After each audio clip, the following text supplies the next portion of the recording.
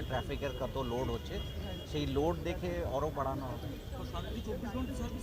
24 ঘন্টা, যেহেতু মানে এখানে বিভিন্ন জায়গা থেকে অনেক রাত অবধি লোক আসে, অ্যান্ড শুধু টেম্পল নেই, লোকাল যে রিকোয়ারমেন্ট আছে সেই হিসাবে রাত্রিবেলা তো যদি চাহিদা যদি কম থাকে তাহলে কম থাকবে, কিন্তু যখন ডিমান্ড বেশি হবে তখন ওটা বাড়ানো হবে। আর বিভিন্ন ফেস্টিভ্যাল ভাড়া গভর্নমেন্টের যে গাইডলাইন আছে সেই হিসাবেই ভাড়া হবে। স্যার 15 তারিখ থেকে দক্ষিণেশ্বর থানা চালু হওয়ার কথা বললেন, কোথায় হচ্ছে থানাটা? থানা ফর দ্য টাইমিং আমরা রেন্টেড জায়গা নিচ্ছি, আর পাশেই দক্ষিণেশ্বর স্টেশনের পাশেই আমাদের 2 বিঘা ল্যান্ড আছে, ওই ল্যান্ডের উপর নতুন থানা কনস্ট্রাকশন হবে। এখন ফর দ্য টাইমিং আমরা একটা রেন্টেড বিল্ডিং নিয়েছি। হ্যাঁ, দক্ষিণেশ্বর মন্দিরের পাশে। দক্ষিণেশ্বরে হবে না ব্যাপক সব জায়গাতেই? এখন যেহেতু এটা প্রথম আমাদের এরিয়া ব্যারাকপুর কমিশনারেটে এরকম প্রথম এটা চালু হচ্ছে, তো এখান থেকে আমাদের কি অভিজ্ঞতা হবে, কীরকম আমরা শিখবো, তার উপর দেখে আমরা চেষ্টা করব আরও যদি এরকম প্রিপেড ট্যাক্সি যদি আমরা স্টার্ট করতে পারি।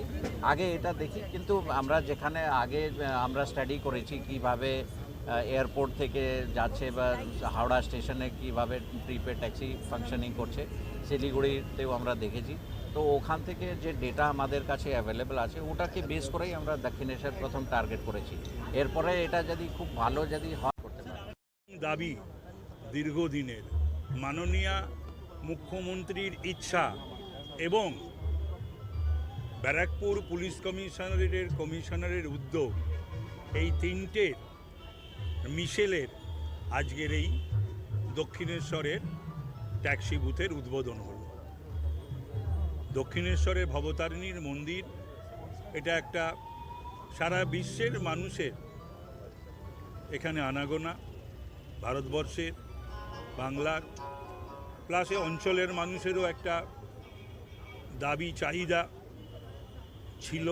এই সব কিছুকে মাথায় রেখে আজকে এখানে যে প্রিপেড ট্যাক্সি বুথের উদ্বোধন হলো, এটাতে আমরা যার পর নাই আহ্লাদিত, খুশি, এবং আমি বিশেষ করে ব্যারাকপুর পুলিশ কমিশনারেটের police commissioner Shri Manoj Verma IPS তার এই উদ্যোগকে এবং তার টিমের